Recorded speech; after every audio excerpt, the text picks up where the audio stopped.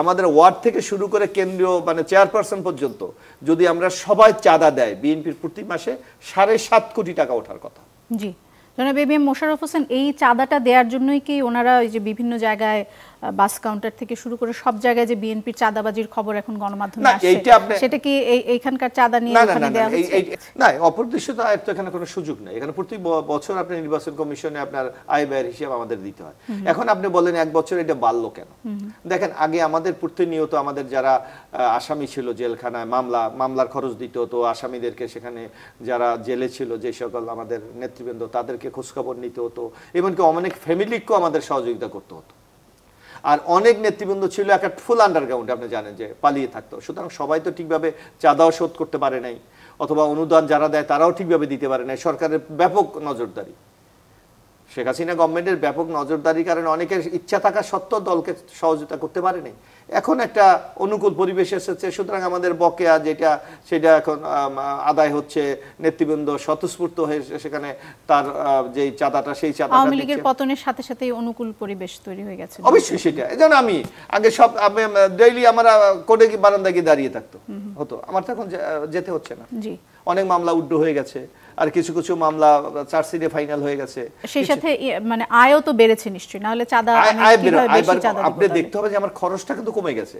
আজকে প্রতিদিন যদি আমি 10টা মামলা হয়, উকিলকে যদি আমি 200 টাকা করে দিলেও তো আমাকে 2000 টাকা দিতে হতো, এখন তো আমার দিতে হচ্ছে না।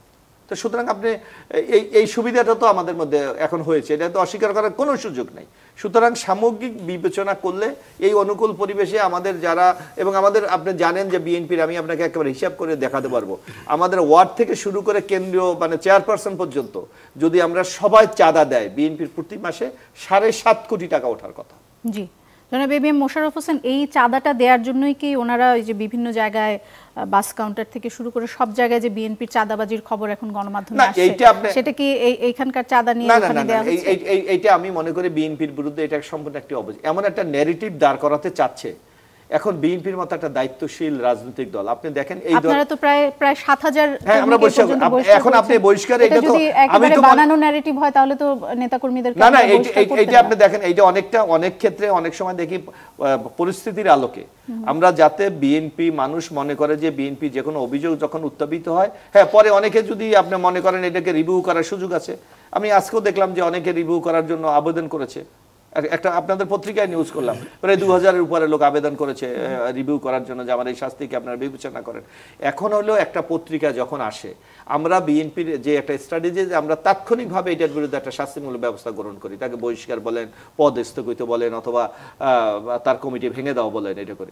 পরবর্তীতে এটা রিভিউ, কারণ আমরা জন আকাঙ্ক্ষাটাকে আমরা ধারণ করতে চাই যে বিএনপি যে এই সকল সন্ত্রাস চাঁদাবাজির বিরুদ্ধে জিরো টলারেন্স, এই মেসেজটা আমরা সর্বত্র দিতে